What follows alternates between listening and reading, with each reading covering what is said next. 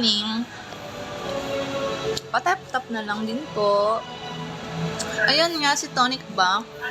Si Tonic is isa siyang bangko. At which is, pinakamababa po kaming interest rate. Makakapili po kayo ng Judic kay Tonic Bank.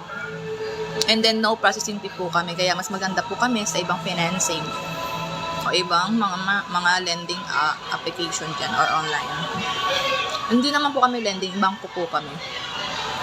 At saka, you know naman, si Tonic ay isang napakalambing na app. Kasi tatawagin kanyang love and babe. Hana all na lang talaga.